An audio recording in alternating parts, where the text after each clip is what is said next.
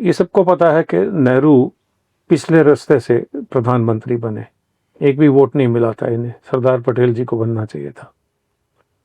जब नेहरू बने तो 20 लाख से ज़्यादा हिंदू सिख बर्बाद हुए, मौत के घाट उतारे गए। मेरे अपने माँ बाप सफ़र किए हैं इसमें। ओके, तो एक आदमी की हवस ने देश को तोड़ा। मैं ये वर्ड्स इसलिए सीधे सीधे बोल रहा हूँ कि इसमें पूर्ण रूप से सच्चाई है, क्योंकि मोहनदास करमचंद गांधी कुछ भी थे, महात्मा नहीं थे। आप उनकी किताबें पढ़ेंगे तो वो कहते थे कि मुसलमान आपको मार रहे हैं तो मर जाना, वापस मत आंखें उठाना। वो उस आदमी को आपने महात्मा करार दिया था 1956 के करीब, 57 के करीब में। तो इनकी वजह थी, और इसी का बेसिस है हलाल। गंगाधर नेहरू जो इनके ग्रैंडफादर थे, उनका ओरिजिनल नाम किताबों में देखिए, ओपन बुक्स में और मीडिया में है, जिसको कांग्रेस क्लैरिफाई करने को तैयार नहीं है। उनका नाम था गयासुद्दीन गाजी। गाजी जी, गयासुद्दीन गाजी, और कोतवाल थे।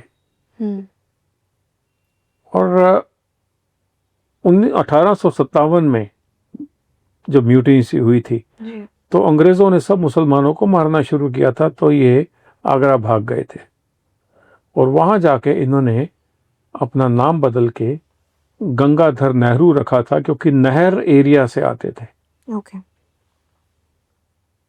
अब ये कोई सवाल कई बार हम उठा चुके हैं, कहीं बताइए कि ये कितना सच है कितना नहीं है, क्योंकि इन्होंने लिखा था कि गंगाधर नेहरू कोतवाल थे जब अंग्रेजों के ज़माने में। अंग्रेज़ों के ज़माने में कोतवाल कभी भी कोई हिंदू नहीं हुआ। पर जिस ज़माने की ये बात कर रहे हैं उस वक्त गयासुद्दीन गाजी था। इसका एक और सबूत दिया है इन्होंने, क्योंकि अपने आप को मुगल के इरा के मानते हैं जी। नेहरू से लेके इंदिरा गांधी, राजीव गांधी, सोनिया गांधी, यानी महाराज मंद अकल महाराज राहुल गांधी, वो सबके सब बाबर की मज़ार में जाके माथा टेक के आए थे। जी। तो इनके पास में वहां पर जाने का समय था, बट नेहरू ने पूर्व राष्ट्रपति डॉक्टर राजेंद्र प्रसाद जी को सोमनाथ टेम्पल जाने से मना किया था, लिखित में मना किया था कि नहीं जा सकते। नहीं जा सकते। क्यों नहीं जा सकते, नहीं जाना चाहिए। राजेंद्र प्रसाद जी फिर भी गए, बट ये सार्वजनिक है ये बात, जी। लिख के दिया था कि नहीं जाइएगा। सो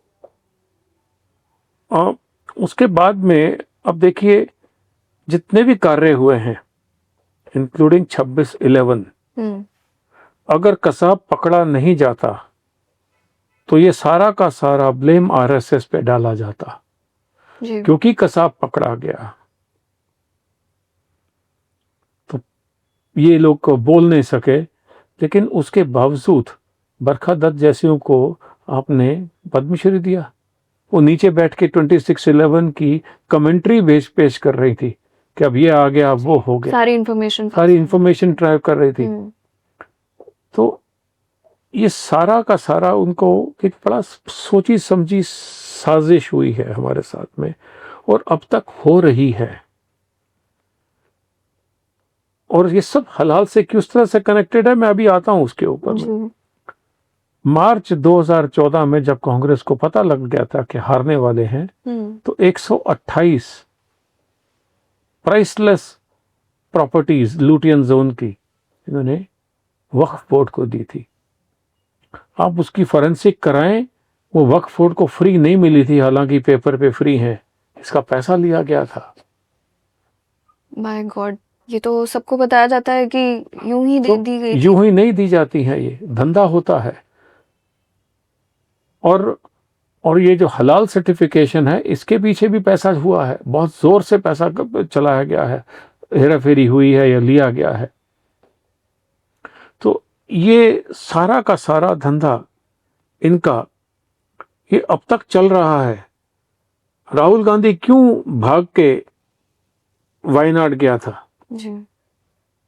क्योंकि उसको पता था कि मेरी ही जो है ना पुश्तों के लोग यहाँ पर बैठे हैं, या किस तरह से इनको जिहादियों के साथ में इनका कनेक्शन है, या वायनाड से कैसे कनेक्शन है जहाँ पर मुस्लिम ज़्यादा है, मुस्लिम पॉपुलेशन। इनका हिंदुओं से दूर दूर तक रिश्ता नहीं है। और जब ज़रूरत पड़े तो उन्हें कुछ भी करना पड़ जाता है तो ये माला जप लेते हैं और माथे पे तिलक लगा लेते हैं। इनको बोल दीजिए चलिए वंदे मातरम तो बहुत दूर की बात है, ये आदमी खड़ा होके जनगण मन बता दे गा के, आज भी नहीं बोल पाएंगे। तो मैं अपनी पगड़ी सौंप दूंगा इनको। नहीं कर सकते। तो हलाल से क्या हुआ? हलाल एक इनके पास में ऐसा प्रोजेक्ट है जो कि वक्फ बोर्ड से भी कहीं गुना बड़ा है, क्योंकि रिकरिंग है जी। उसने हर रोज हर चीज में आना है। तो पहले मांस में आए, फिर इन्होंने कहा कि सिर्फ और सिर्फ मांस ही सर्व होगा एयरलाइंस में। सो एयर इंडिया आज तक आपको हलाल सर्टिफाइड फूड खिलाती है, लेकिन आपको बताती नहीं है। तो हमारी पीठ पे छुरा घोंपा जा रहा है। क्या आप उनको झटका खिला सकते हैं? वो आपकी दुकानें जला देंगे, जी। लेकिन हमें खाना पड़ता है, पता नहीं है।